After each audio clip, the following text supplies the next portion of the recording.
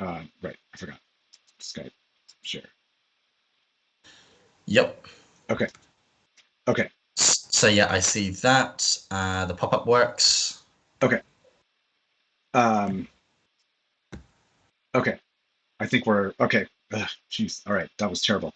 Um, okay, I think we're good. I think we're good. I think we're good. I'm gonna Hmm. tell me to if I okay. I'm gonna move some stuff around. You can see me panning around. It's perfect for me so far. Okay. Damn. Okay, that was a mess. All right, let's see if we can salvage this a little bit here. Um, It's okay. fine. This stuff is going to happen, and it's probably kind of we've been lucky that it Right. hasn't happened yet. No, I know, totally. I know. I was afraid this was going to happen like the very first show, and it took me what 4 or 5 shows in for us to finally for me to run into all kinds of technical difficulties. Anyway, okay.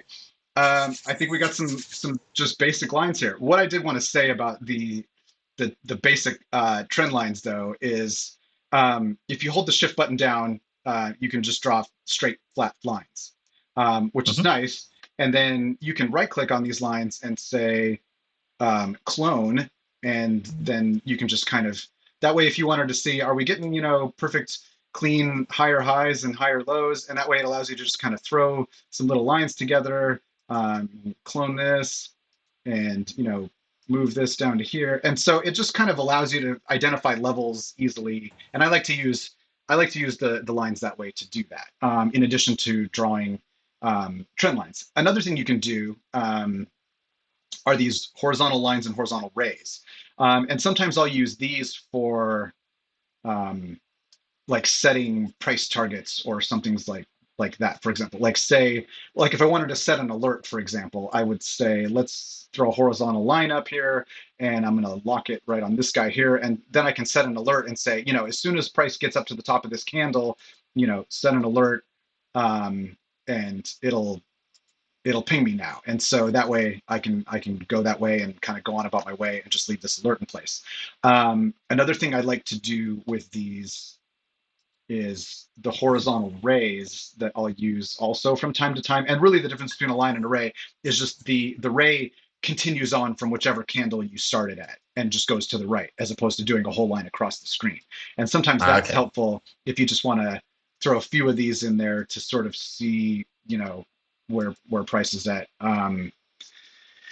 Yeah, so and you can change the colors and the line weights and do all kinds of stuff. And so sometimes I'll do that. I'll have lines be red, I'll have rays be yellow, I'll have trend lines be green, just to help sort of distinguish what's what.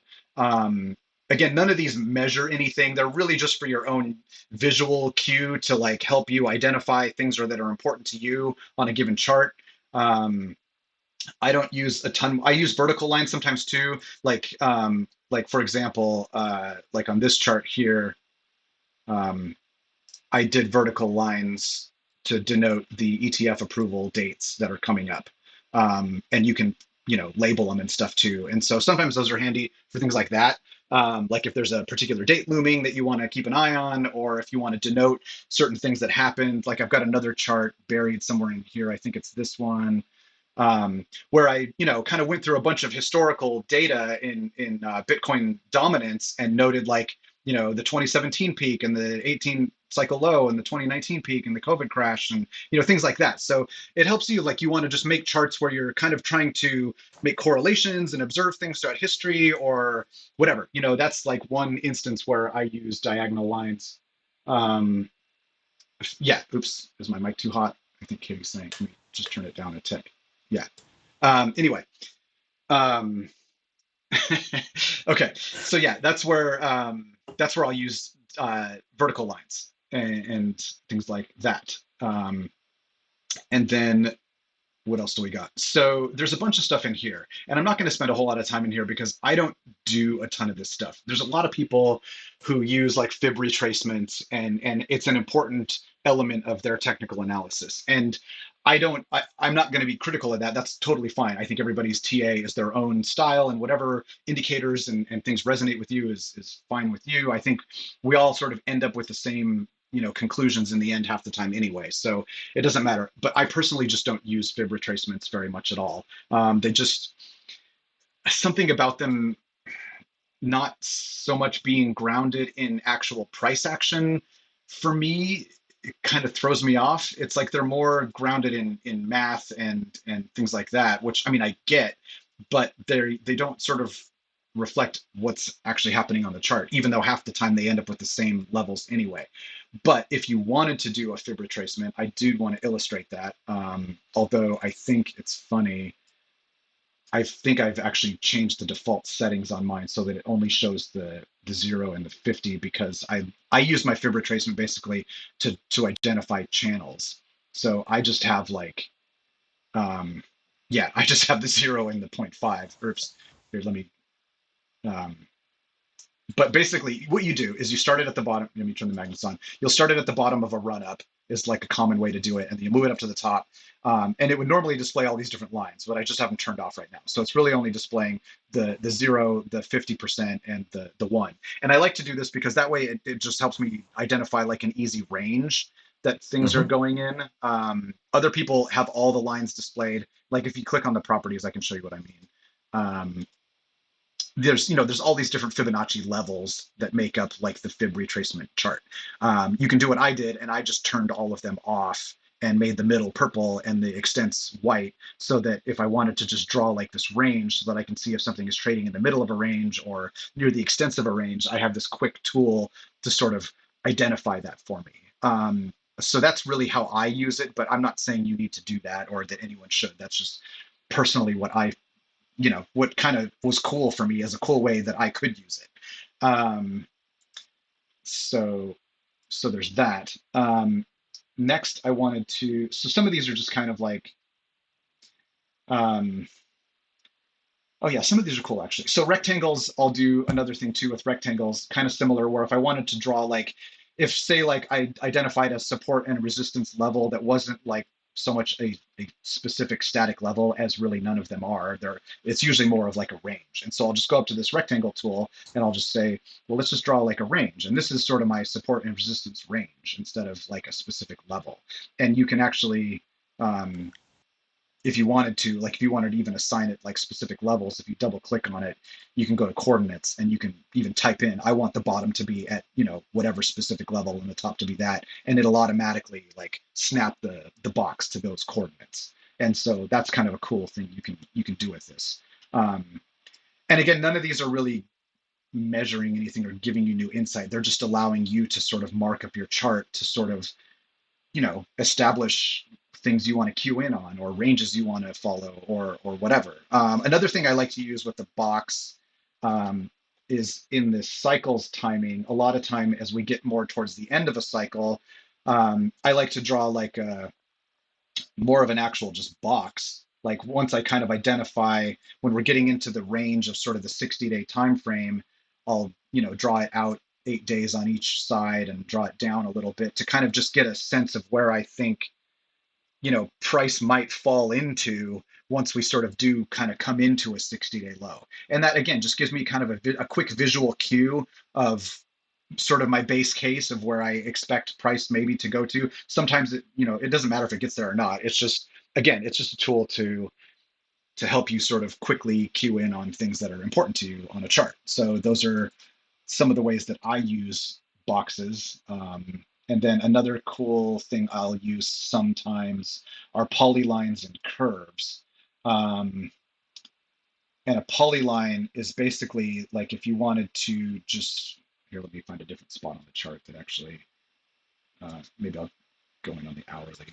Um, or a lot of people will use polylines like if they want to sort of draw out, what they think price is going to do. So they'll be like, yeah, I think it's going to come down here, and then I think it's going to come up here and dip down here, and then it'll go up here and here. And, like this is what you would use a polyline for, is to draw out sort of a prediction or just something as you're sort of, maybe conducting some kind of thought experiment on what you think price might do. You can use a polyline to sort of draw that out. And then basically you compare it against what actually happens as it's happening. Right, exactly. You can leave them on here, and then see if it if it holds or not. And once you've drawn it, you can tweak them even pretty good. You can click the little dots and adjust them and things like that. So that's where I think a polyline is helpful. You'll see a lot of people use those. And then similar to that is a curve, um, and I mean, you can kind of just, it's sort of as it sounds. You can draw two extents and then you can sort of drag the middle around. Um, this is a bad chart example to demonstrate a curve, but basically that's effectively what that does. Like I think I had a Pepe chart up here where I drew a stupid curve on way back in the beginning. Yeah, because it was doing this crazy parabolic thing. And I'm like, oh, it's just going to continue. Not that I thought it was. But then, of course, I laughed when it broke that and then just completely, puked, which I thought was funny. But that was, I don't use curves a lot. I think this was the last time I drew a curve way back in, well, it was in May. So they're kind of just silly. But again, people use them a lot. Um, Outside of that, there's a bunch of other stuff in here. I don't use it a ton. And then the next one is just um, letters and notes and things like that. And this is if you wanted to, draw actually little text boxes or little thought bubbles or whatever, you could draw things and mark up your charts that way. The only real area where I use these arrows is in my charts or in my cycles tracking chart. Yeah, yeah. I use these green and red arrows um, to basically denote the highs and the lows of each given cycle.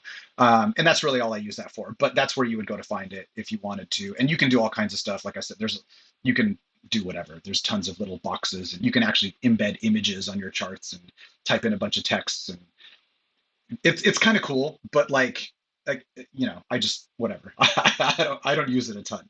Um, this section here, I almost never use.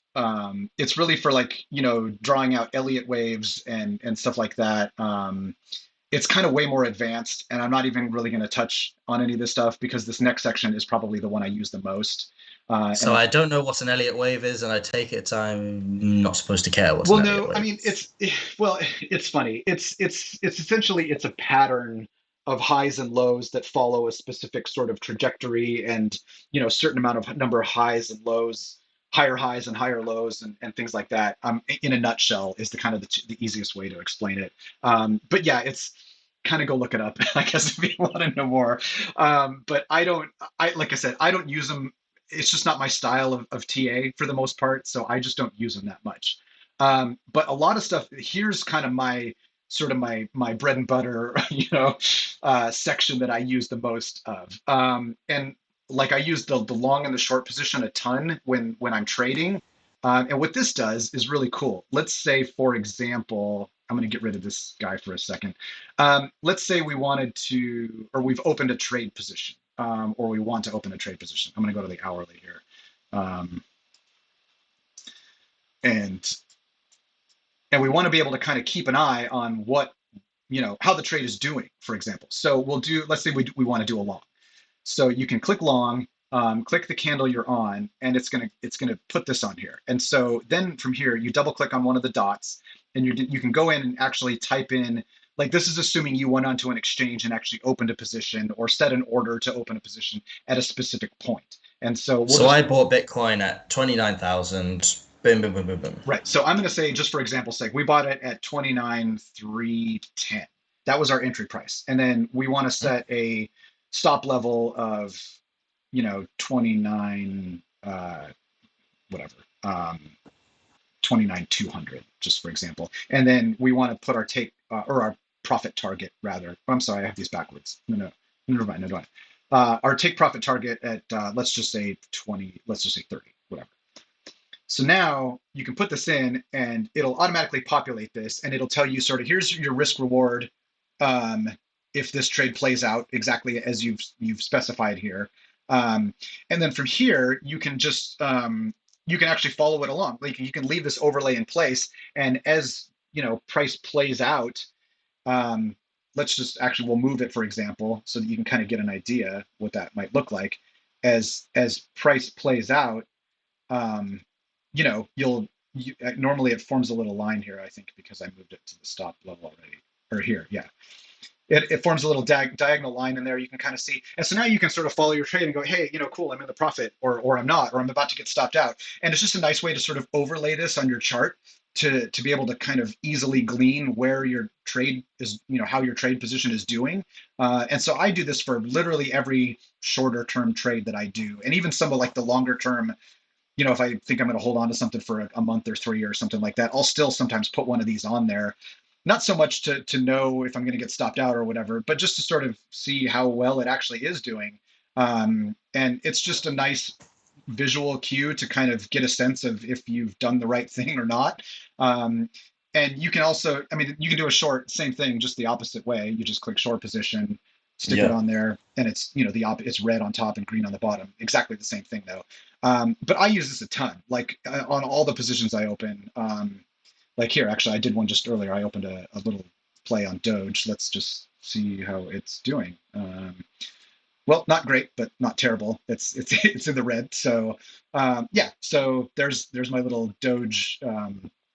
I'm hoping I saw some headlines that like supposedly Elon's going to announce something about Doge and using it as a payment thing for X or Let me Twitter. guess, like Yeah, when Twitter rebranded as X, that's when you put into Doge, right? right. And so I mean, it's stupid. It's just a dumb little play. It's only a few $100, but I'm like, I don't care. So but this is where an example where I use this overlay tool is just to again, have a visual cue of how my given trade is doing.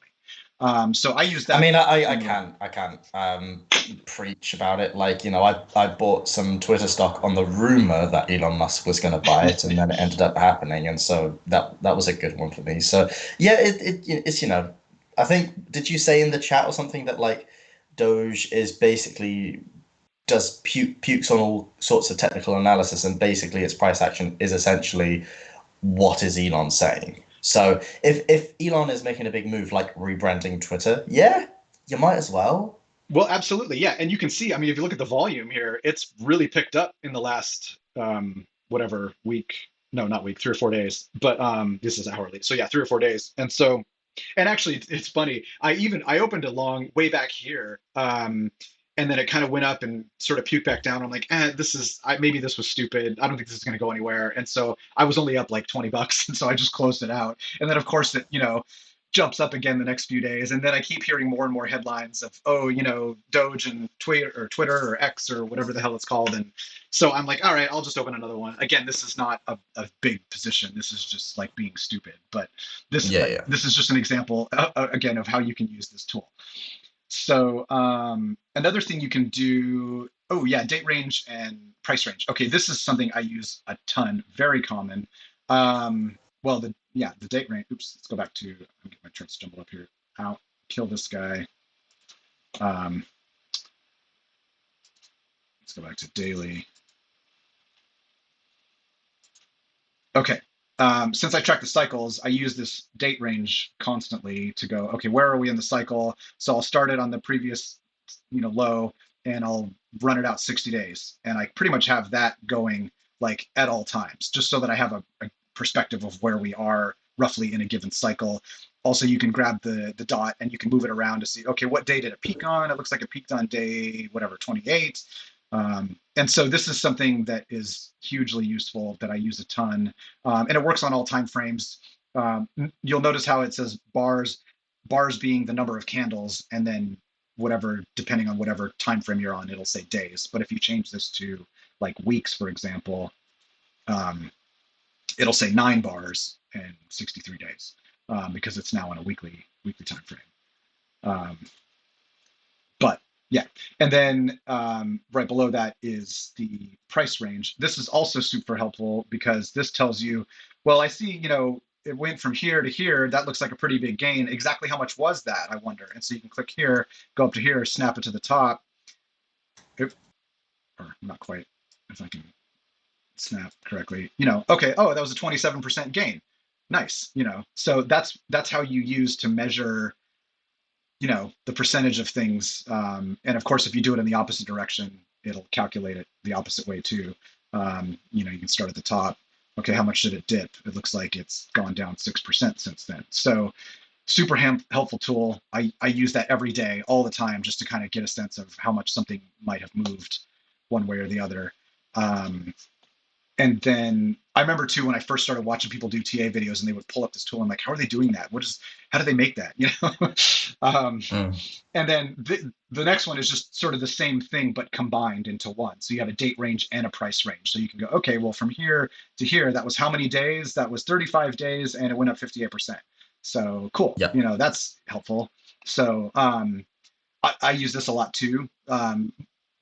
Usually I use them separately, but this is also very helpful if you're just kind of, these are great tools for like going back and looking at charts and kind of trying to figure out patterns and what did what and what happens after this event and just sort of things like that. So just sort of handy measurement tools to kind of get a sense of how things are going.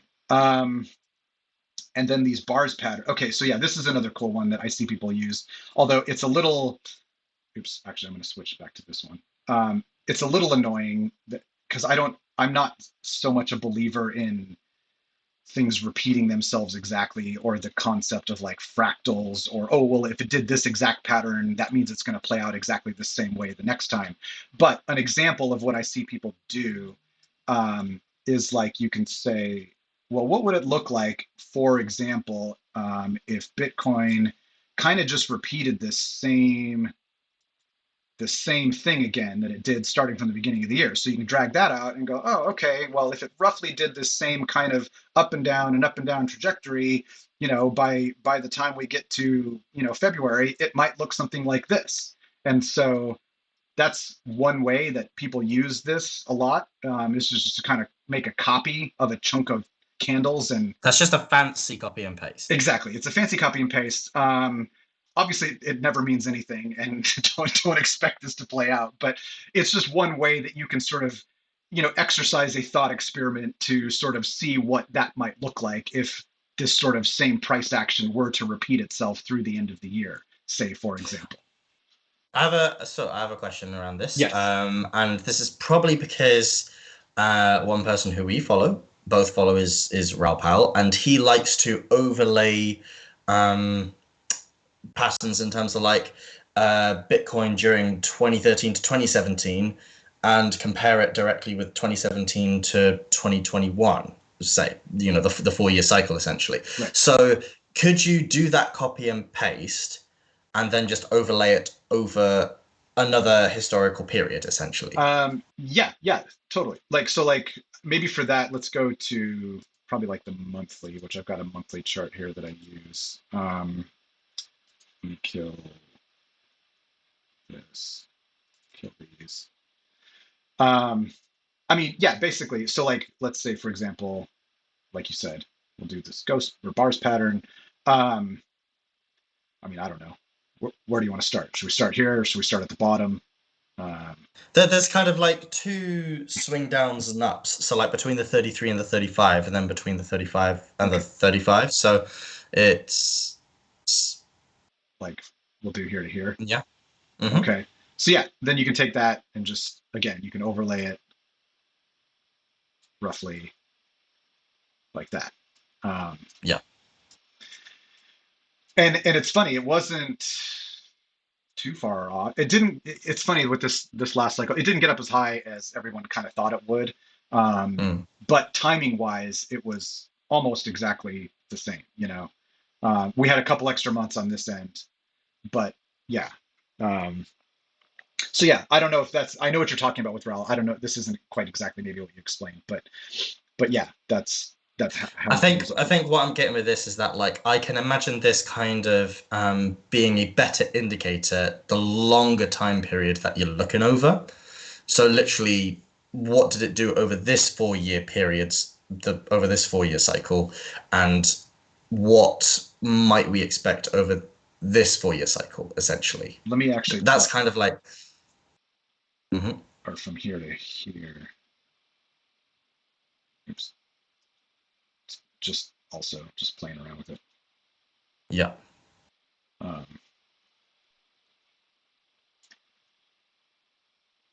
yeah, I don't know. Hmm. I mean, it did effectively peak the same time because we know we had 235s there that way. Um, and then two, like we can look at this. It doesn't look like there was as much of a drawdown, but we can go back to, price range. How much was the drawdown here to here? That was 84%. And then how much from here to here? Yeah, sometimes this is a lot more useful on bigger time frames. Yeah, so 76%. So less of a drawdown this time than last time, which seems funny because it seemed way more ominous and like way more catastrophic, in this last bear cycle. I feel like with all the major failures with the with the Luna and the FTX and everything that was going on. Because way back in 2018, there was just like crypto wasn't really in the news and there wasn't really that much established, and it was just kind of the ICO craze had ended, and then it was more just like nothing was going on as opposed to a bunch of negative stuff was going on. It was literally just like crickets. Whereas in this last cycle it was like all this stuff had been built up and established since then, and that we had these major meltdowns and tons of people lost all kinds of money, and so it was way more in the headlines, and it just seemed so much worse. But in reality, the actual overall drawdown from top to bottom was, quite a bit less. So interesting. So anyway, what else we got?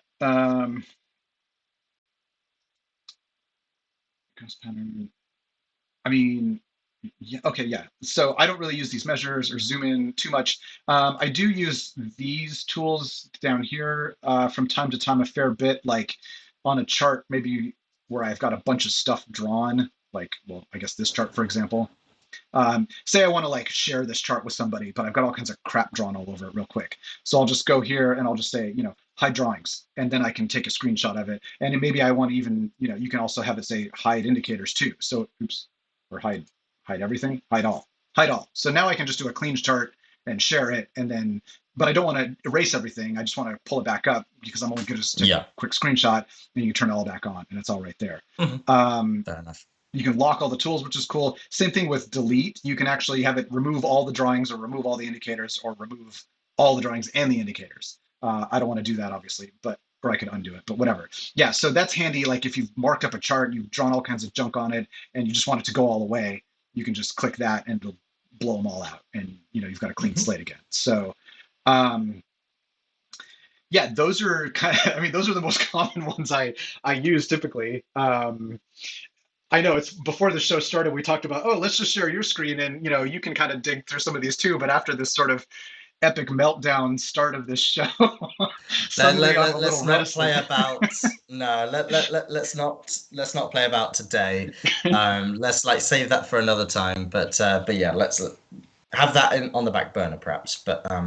So I think I'll ask you a question, maybe an opinion or something. Yes. I think that the so I think I've heard a bunch of traders and people who use charts and technical analysis a lot kind of say that kind of the best charts or indicators or things is when you can basically kind of like look at it and immediately tell if something is up, if there's a potential trade on, if you need to get out now. So I think that what I kind of like about especially your sort of default setup and some of the tools that you kind of then use is that take this one for example with the Bollinger Bands. You can like immediately see where the price is versus the Bollinger Bands. So like, is it above the Bollinger Bands? And then if it is, you would kind of immediately know, okay, so we're kind of wouldn't be surprised if there's a bit of a retracement back into the range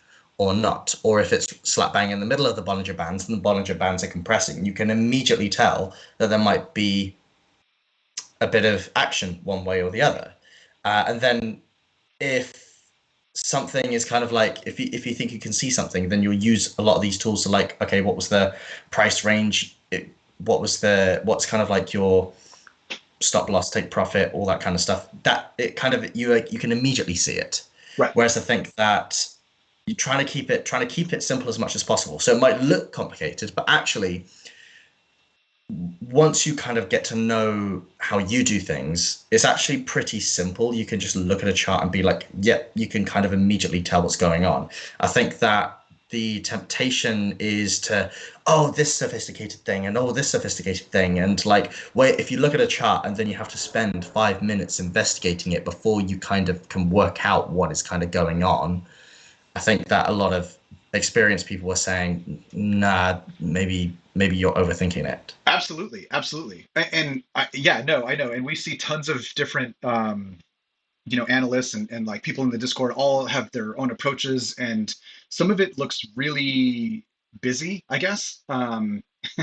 Again, not criticizing anyone's style, but like you're right. For me personally, I feel like these three indicators, simply the Bollinger Bands and these two moving averages, I can glean so much so quickly from just those three elements that Mm. that's all I need to kind of get an instant snapshot of how something is doing. Yes, there's all kinds of other stuff that I use to kind of dig deeper. But if I'm just kind of Yeah. gonna zip through my tabs and kind of get a quick glance of what's up, I don't need anything else besides these three. And you know, like we've talked about, just how I use them with what's where. But yeah, no, like they tell a huge story just instantaneously. Another thing that I do use that I did find is helpful. So a lot of times, as I'm looking at a chart, I'll be like, okay, I see this, and yes, of course, like I've got a couple of support and resistance levels drawn here. Actually, let me just hide these, for example. Hide. I'm going to hide this too. If I can actually click it. Hide. Okay, so another really cool indicator that I've stumbled on is if I'm like just trying to glean where the various sort of support and resistance levels are. And of course, you can look at it and see, okay, sure, there was a cluster here of, you know, where it held. There was another cluster here where it bumped up that also kind of extended out to here. And yes, you can look at this and use your eyes and sort of glean those. But I found this indicator called BJ key levels here. And this does a really good job of just quickly identifying. Here, let me change it to the daily because it's on a kind of a more weekly. Quickly identifying sort of all of the obvious support and resistance levels that have kind of come up from recent price action, and it just throws them over. And you can see how it works. I mean, it started the line here on the top based on this cluster here, and of course it's held. And so this was a really relevant, useful chunk that it drew here. And then the same thing down here. It drew another line based on this touchdown here that extended across. And anytime it crosses back over, you can see it changes the color from like gold to blue. And it sort of draws these lines. And so it just makes it sort of that much more of a quick glance, like where the obvious support and resistance levels are. Again, and So basically, sorry, go it's, ahead. so if it's active, then it's kind of like gold. But once it's kind of like in the past and it's kind of it's broken through whichever way, then it becomes blue. Right. But Yeah. you can still refer back to it, and you can still it will still carry on that blue box, so you can kind of see where it was still. Yes, exactly. And the term support and resistance level is also, I want to stress that it is subjective. I mean, a support and resistance level could be a diagonal trend line. It could be a moving average. It could be, where price, peaked or dipped to. Like, it could be any number of things. So it's not like this is just yet another sort of way to establish where price might settle. Somebody might use a Fibonacci retracement tool to sort of glean the same insight and probably get a similar result. But I kind of just like using price action to kind of dictate it for me. And this indicator here helps just further illustrate these lines.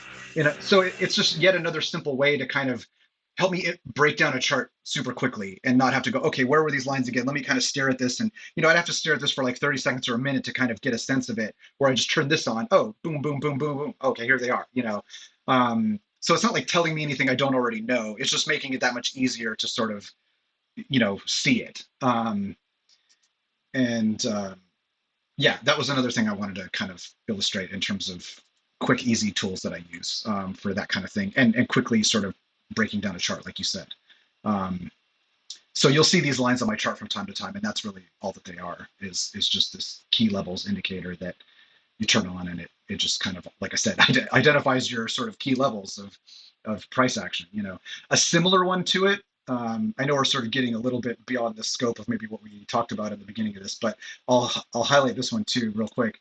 A kind of similar one is this one called order blocks, which works a little bit differently, but it just sort of identifies major pockets of where a lot of trading volume was, buying and selling basically. And so you can kind of see it just sort of gives you another sort of more broad general support and resistance area. And so I do use this sometimes from time to time. I'll toggle it on and off. Um, you don't want to have it on at the same time as the other levels indicator because it really makes your chart just look insane and you can't tell what's what. Um, but yeah, that's another one that's sort of a fun indicator to kind of get a sense of where a lot of people are doing buying and selling, or where the majority of like the red means predominantly selling is happening in this area, and vice versa down here and things like that. So um, yeah. Um, But I think a good overall maybe kind of lesson is that the kind of things that you're looking for is something that won't compromise the simplicity of the chart, as in like you see the chart and you can kind of immediately tell what's going on. So you've added these divergence flags more recently, I think. So you yeah. had your Bollinger Bands, you had your simple moving averages, and those kind of like immediately sort of told you what was going on. You felt okay adding the divergence flags on top because it didn't mess it up. So before, you could look at the chart, immediately tell what was going on. After adding that in, you could look at the chart, you could immediately tell what was going on. You didn't need to kind of like dig in on looking at a chart to find out what was going on. So if Right. that's the case, then yeah, you can add it, and it's kind of like, yes, you're adding in something, but it's giving you more information without compromising that simplicity. Exactly. And I think that's a good point that you make. I think it's important to not make things too busy and too complicated, and because pretty much you're gonna kind of overload yourself with a lot of extra information. And I think it's important to point out too that, like I said, a ton of these indicators all kind of say the same thing, you know and Mm, so you yeah. don't need 12 different indicators on your chart that are all telling you essentially the same thing. You're just going to make it look really busy and difficult to interpret as quickly. Also, if you are sharing your charts with other people and trying to convey your ideas, it's like, for you this makes sense because you know what all these things are. But if you're trying to share an idea with somebody else, it's really difficult if you've got 12 different indicators all and they're all kind of saying the same thing. You want to try and parse it down to the bare minimum or the most simple two or three, and say, here's what I'm seeing and here's why, that kind of thing. So but yeah, for your own sake too, just don't put 12 indicators that are all telling you the same thing, because you don't need it. It's too busy, it's too confusing. And just pick the two or three that, like I said, resonate with you, and go with those. And And especially to start out with, because I take it that with practice, your sort of bandwidth of how much information you can take in at one glance will probably grow. yes. But with practice and stuff, but what you kind of need to be mindful then is kind of like the opposite side of that, where don't go over sort of like human beings still have a natural capacity, and so don't kind of like go over that. If you can't tell in one glance kind of what's going on, maybe you need to like kind of check, okay, what's some the chart is telling me something, what's going on there. But if you're looking at a chart and you're like, this is telling me nothing, then don't then go digging into going like, okay, what is going on here? Right. I don't know, I'm not explaining myself very well. Well, yeah, I mean, just keep it simple, is the Yeah. is the bottom line for sure. Um, yeah, it's funny. Like, I know, I think I've talked about, so a couple of like Cred and Don, the technical roundup guys, they do a show on YouTube. They're amazing. They're the complete opposite. Literally, if you go watch like Cred's Monday charts breakdown, or Monday whatever it is, Monday show, he has zero indicators. He has a blank chart with no lines, no moving averages, no nothing. And he does 100% of his analysis based on horizontal support and resistance levels that he establishes from, like, he'll start at the monthly, and he'll identify, big levels, and then he'll just kind of work his way from monthly to weekly to daily, and then to maybe intraday to like a 4 hour. And he'll just look at sort of key levels. And he does all of his TA just solely on that alone, and nothing else. And it just blows my mind how much he can glean from that. So yeah, in a sense, you don't need any indicators, really. I mean, it takes a minute to get to where he is, where he can glean that insight based on literally nothing but just drawing lines, horizontal lines at levels. But the point being, you can have it that simple. You can have it just a bare chart with nothing on it, and identify things. But I think for newer entrants, For people who are just getting into TA, pick two or three like I do, a couple of moving averages and some Bollinger Bands, if that works for you, and just sort of learn how to read them, learn how to interpret them, learn how the 20 moving average sort of interacts with the 10 moving average and the Bollinger Bands and how they all interplay with each other, and that can tell you so much just from those three alone, and then branch out from there and dig in and use fibs and whatever else you want to do if you want to go crazy with it. Do you But think it would tell you something? I'm coming at you with a really hard question today. So, if you are trying out a trading strategy and you have your indicators and various stuff up on TradingView, and it's not working, and you're then adding in indicators and adding in this and adding in that and adding in that, trying to make it work, and it's still not working, and you keep doing that, then maybe either the trading strategy is wrong or you are not that type of trader. So maybe you kind of need to go back to square one in terms of like what kind of trader are you? What is it that works for you and your personality? But like if you're trying to overcomplicate things, then that's maybe the kind of like signal that there's a wider problem. sure, yes. I think if I understand you correctly, I think really, if your trading strategy isn't working, or you keep losing trades or whatever. Well, first of all, as a quick aside from that, it's very, very difficult to trade because so much of the trading, especially on, well, anything anymore, is done with quants and bots and machines. And for like a regular retail person to come in with their little stack of money and use TA to sort of trade successfully is extremely difficult, to say the least, and the odds are very much stacked against you. But aside from that, I think the biggest thing that I've learned throughout my process with doing that is, the bigger the time frame you can trade on, the better luck you'll have. And two, be patient and wait for the setup to come to you. Don't try to force something. Don't try to be like, oh, I'm going to buy this because it looks like it's going to go up. Let me see if I can kind of come up with an example of this. Let's see. Let's go. Let's look at this Solana chart maybe. Yeah. Okay. So a couple things come up here. Um, let's start with this Bitcoin one first. So look, yeah, and this is straight out of like the cred book. But here we have a range, right? For example, and we're right in the center of the range. And so um, the top of the range is here, the bottom of the range is here. Um, Really, it's very, very you. It's very hard to manage your risk and your downside if you try to open a trade in the middle of any kind of range, because it could literally go both directions, and there's a legitimate case to be made for it going in either direction. And so, right here, right now, if say somebody wanted to trade Solana, this would be a terrible entry because really, to invalidate this trade thesis, you'd have to come so far down, um, I mean, either to the bottom of the range or at least even to the bottom of these moving averages. And that's, you would look at this and you go, okay, well, how far down is that? Um,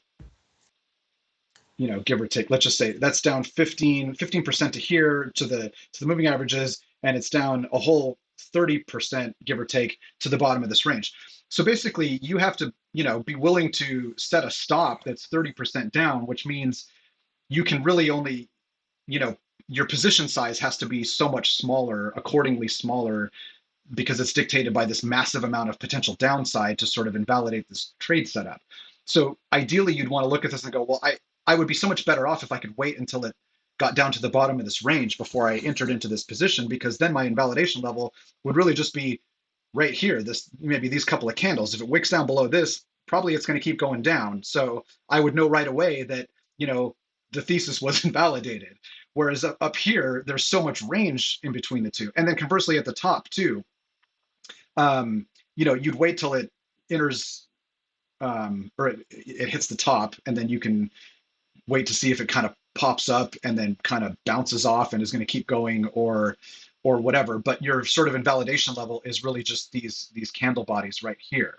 And so it's so much easier to sort of define your risk if you wait for price to be at a certain point, say within a given range. And if you do it in the middle of the range, you're just opening yourself up for a lot more uncertainty and a lot more guesswork going in. And you can't, like I said, you can't put as much into the trade because you don't really know which way it's going to go, and it could go either way. So that's kind of what I mean by be patient and wait for the setup to unfold, wait for the trade to come to you as opposed to trying to force it. Um, because a lot of times, getting in the wrong spot just makes it 10 times more complicated to determine which way it's going to go and why, and things like that. So there's other things that go into the idea of what makes a good trade setup, but that's just one thought process. No, that's fair. Um, I think that like don't get sucked into trying to find and take advantage of every opportunity today, because there might not be a clear opportunity today. I mean, see, Solana is in the middle of that range at the moment. It could go up, and therefore, you could argue that you lost an opportunity there. So what? Yeah, that's the thing. There's so many options, and there's so many cryptocurrencies, there's so many things that you can do that you are going to miss some things. That's fine.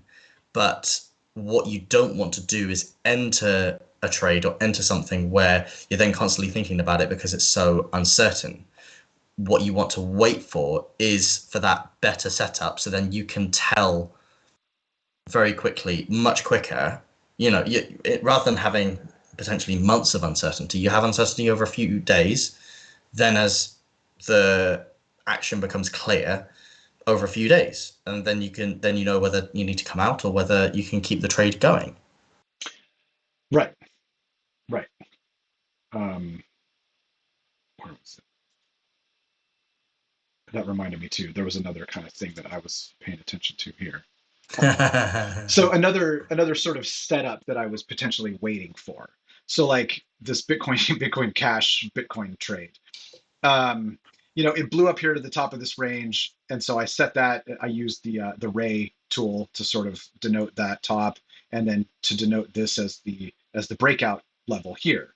And so earlier on when it was kind of floating around in here, I was like, well, you can't do any. You sort of missed it at this point. If you didn't get in at the beginning, you've missed it. It's peaked out. It's gonna dip back down. So right now, I'm like, this could be a good trade, but right now it's a terrible trade. So I'm kind of sitting here waiting for price to kind of come back down to this breakout level, because once it gets down to this breakout level, again, my invalidation level is that much more clear. It doesn't have to really go down much to tell me, oh, it's probably going to keep bleeding out. Whereas if it's going to bounce anywhere, it'll probably bounce off this initial breakout level. So I would wait till it got down to here to enter the trade if I was going to. And that way my upside is all the way up to the top here, and my invalidation level, my stop loss is just, basically back down to this candle body, which is just like nothing. So I could load up with a big position here, knowing that my stop loss is really tight, and potentially stand to make a lot more money than if I bought right now, knowing that really the thesis wouldn't be invalidated until it got all the way down to here. And so my stop loss would be much bigger, and my position size would have to be that much smaller to sort of manage my risk effectively. So another example of just, again, waiting for the trade to come to you, waiting for the setup to evolve and unfold, as opposed to jumping into something and trying to force it. Mm-hmm. Yeah. So, okay. I think we've kind of gone all over the place here, gotten off track a little bit, but after the rough start, I feel like we kind of, at least we got through all the drawing tools that I use and a few other things. Did you want to touch on the MicroStrategy stuff? I know we had kind of talked about that offline before we started, or is that Yeah, yeah. Let's touch on it. okay? Let's maybe spend 5-10 minutes maximum on Okay. it. So it's essentially this MicroStrategy thing. This came up yesterday, and it was so basically I was here sat on a plane. Um, the plane didn't fly for 3 hours before we actually flew because there was stuff faulty with it or whatever. But in like that first hour, I basically posed a question in the charts and analysis chat of like, so if this Bitcoin ETF thing goes ahead, what is going to happen to MicroStrategy? Because the whole raison d'être, Mhm. as my French, of MicroStrategy is that it's basically the sort of the pseudo Bitcoin ETF if you don't have access to that. So I have some MicroStrategy. The reason being is that various different countries will have their different sort of tax-free or tax-efficient things or whatever. I think it's like the IRA in the US or something like that. In the UK, it's called an ISA. So basically, every year you can put a certain amount into that ISA, and then whatever happens in that ISA is tax-free. Problem is, I can't buy. We do have Bitcoin ETFs or ETCs in Europe, but they're not allowed in an ISA. But MicroStrategy, as a company listed on the NASDAQ, you can. Right. So that's basically the reason why I have MicroStrategy is it's that sort of pseudo kind of Bitcoin ETF essentially. And so I basically have the question of, okay, so if this Bitcoin ETF does go ahead in the US and let's say you get several of them as well, what's going to happen to MicroStrategy? What will MicroStrategy's purpose be? And that sparked a debate that went on for hours, and I mean hours. As I told you, Mhm. before the plane actually flew, I was sat in that bloody thing for 3 hours, and then was up in flight for a couple of hours. I come back down. I dive back into the debate because it's still going. Um, so Right. I think that there are a lot of thoughts kind of like all over the place. I think that what was kind of settled on is that the kind of the market is going to change for MicroStrategy. There's the sort of US based people who uh, are using MicroStrategy because they can't get exposure to Bitcoin through other means. They're not going to need MicroStrategy anymore. So we reckoned that like MicroStrategy would kind of underperform Bitcoin for a little bit. But then there's other things that MicroStrategy does. So the amount of Bitcoin that MicroStrategy holds is growing over time Right. because they take MicroStrategy as a business, they take the profits from that business and buy Bitcoin with it. They also borrow money to buy Bitcoin. I think about half of their Bitcoin is bought Right. from borrowed money, which was more than I expected. So does it act like a leveraged form of Bitcoin essentially? And I think it was literally like 5 hours after I posed a question, someone actually asked, "Can we see a chart to see what's actually going on?" Which shows how big idiots we all are because it took 5 6 hours for someone to actually ask that. And we came to the conclusion that okay, it is kind of acting like a levered form of Bitcoin, where on the way up, it's kind of like leading Bitcoin. Again, it's not massively so, but a little bit. So the returns from MicroStrategy is a bit bigger. And then on the downside, it's also leading on the way down. So if Bitcoin goes down 50%, like MicroStrategy would go down 60, 70%. Why? Because a lot of MicroStrategy's Bitcoin is on borrowed money. So that is potentially more trouble, bigger risk. It goes down more. So that's kind of essentially the conclusion that we came to, and that basically there might be a bit of underperformance, but then it will probably just carry on as normal because at the end of the day, the whole reason behind MicroStrategy, the market might change in terms of who would buy it, but the reason why MicroStrategy is valuable, which is essentially the Bitcoin, it's accumulating Bitcoin as well. That's still going to be there. So, long preamble to sort of intro into this. Sure. Well, it's interesting. I'm looking. So the first thing I'm noticing, if we go back to, was it around 20? When did MicroStrategy start doing? Was it 2020 or was it further back? I don't remember.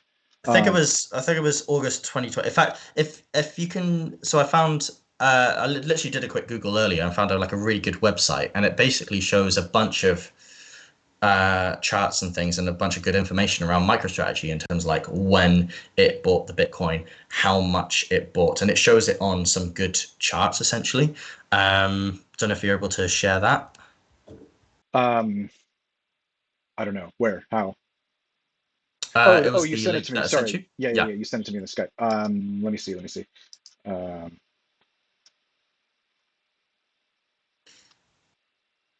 oh, wait, no, you sent it to me in Discord. Um, Yes. sorry.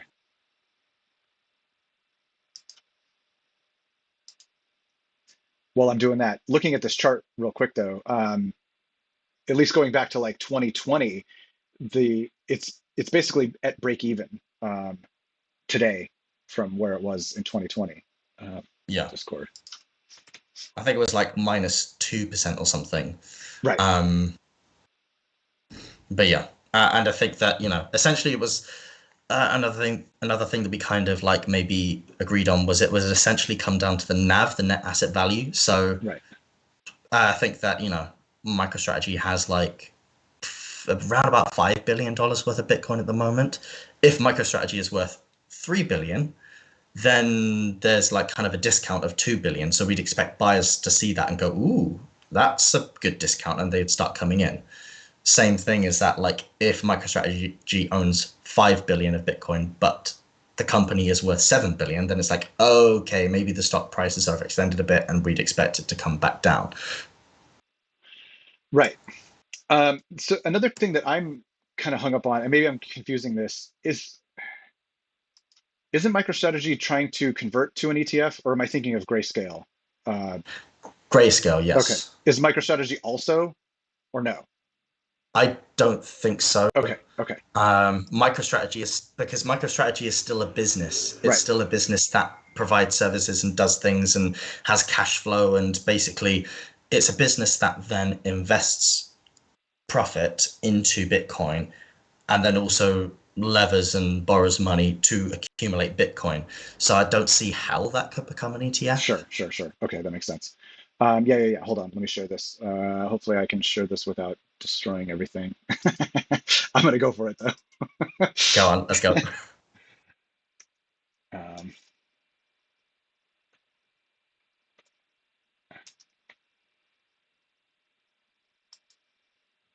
okay. Uh, all right. I think we got it. Okay. Yes. Let me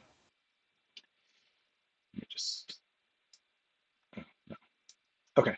Um, yeah. Yeah. Yeah. So, how many Bitcoin do they control? Let's see. Which one was it? This one? MicroStrategy. I'm currently on a I don't know what it's like on the Twitch stream, but I'm on a Oh. frozen Oh. Yeah. You version can't. of Oh. your Right. TradingView on Skype. But what I can do is I can bring up my tab on my browser and just follow along with you. So yeah, it says how many Bitcoins it owns.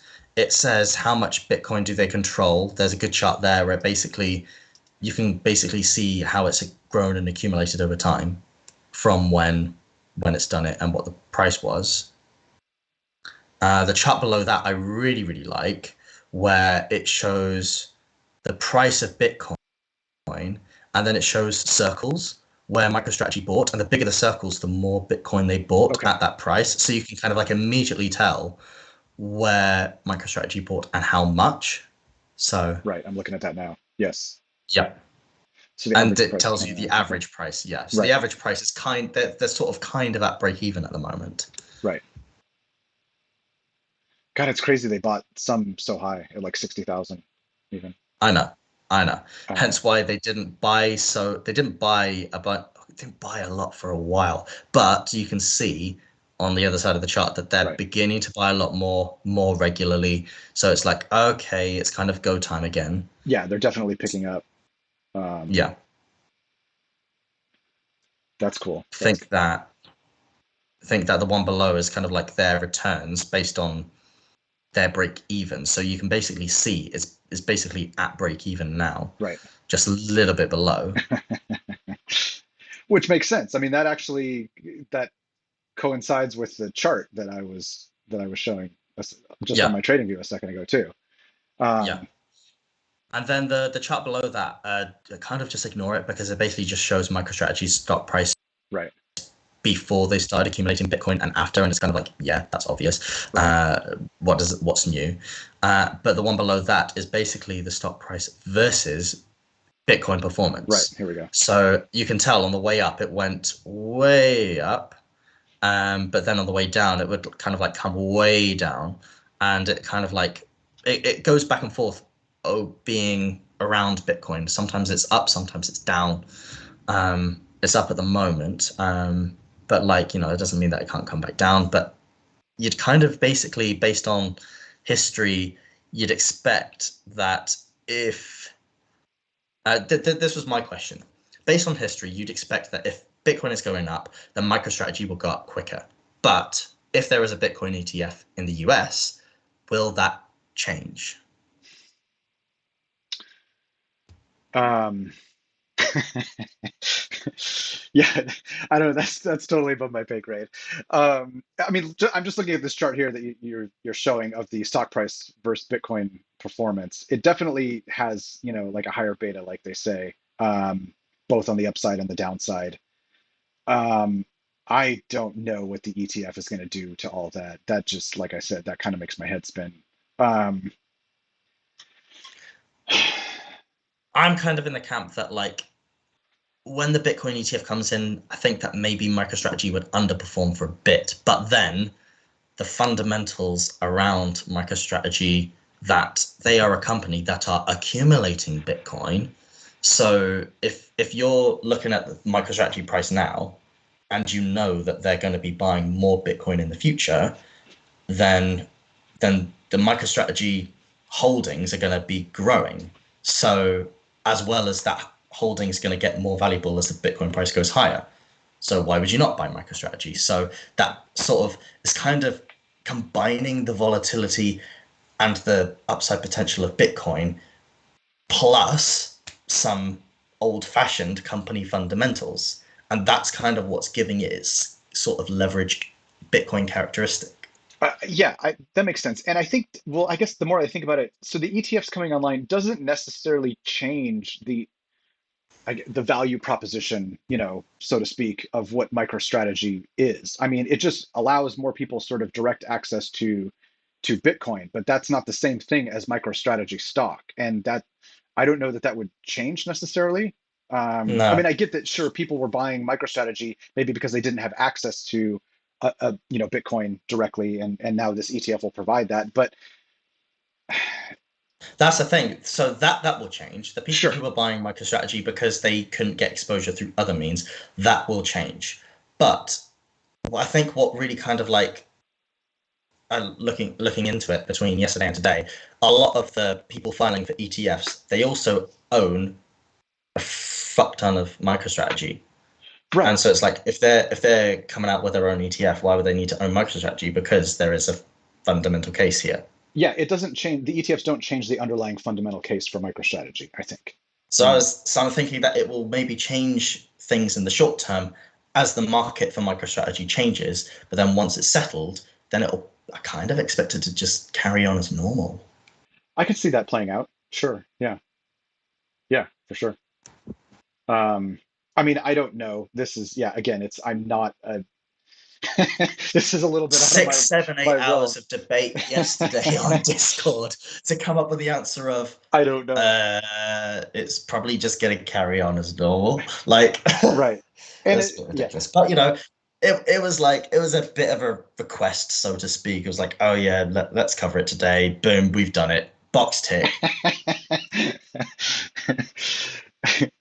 yeah, no, I mean, I don't know that anybody actually knows that. I mean, it'll be interesting to see how it plays out, I think. But it's But to bring it definitely, back to TradingView and kind of like what I wanted to kind of check this moving forward is how can you jerry rig a market cap of MicroStrategy on TradingView, if uh, possible? a market cap of, hold on, a So mar basically, I would like to basically have a chart of the market cap of MicroStrategy denominated in the price of Bitcoin times 152,333, which is the number of Bitcoin they own. So it's basically comparing the market cap of MicroStrategy versus the market cap of their Bitcoin holdings. And where is that essentially? Because that will tell me, is there a net asset value discount or right, um, is it expensive? right. Um, I, it seems like that's something you could do. I don't know. That's something we'll be able to figure out here quickly, just looking at what we've got available to us. We might need to like kind of leave that question there and come back to it at a later date. Yeah, I bet you we could figure that out. If not through just, comparing symbols like that, maybe through some kind of Pine script, we could rig that Yeah. up. I mean, it could literally be as simple as MicroStrategy times the number of MicroStrategy shares there are. Right. Because I'm doing the same. I'm trying it with the same thing of Bitcoin, where it's like it's Bitcoin times 152,333, as in the number of Bitcoin that they hold. But then that is going to have to. I'm going to have to keep track of how much Bitcoin they hold, because as that grows, then I'm going to have to change that each and every time. Right. Right. Which will be a little bit clunky, but whatever. Right. Um, yeah, we'll save that for next time. But yeah, good stuff. Yes. Um, all right. I think we've been going a while here too. I hopefully everybody hasn't fallen asleep, but I think this is good stuff today. After we kind of got rolling after the rocky start, I think we covered some good stuff. Um, so yeah, I don't know. Thanks, James, for coming on today. Hmm. We'll do this again hopefully soon. And yeah, again, remind everybody, follow all my stuff, find my links. They're all in the descriptions. And I'll be back on Friday. I'm going to be doing the Real Vision crypto, what the hell is it called even? The distillery, The the distillery. monthly distillery show on the Real Vision Pro Crypto tier. So I'll be doing that on Friday, and then I'll probably immediately jump right from that into. I'll do a quick sort of Friday chart breakdown of the markets, and kind of talk about stuff from right after that, because they pretty much air back to back. So that'll be my Friday. So I'll see you guys then, and then whenever James is available next time, whether it's next week or anytime after that, we'll do something. So thanks for watching if you're still around, and see you guys Friday. Hmm. Thanks very much.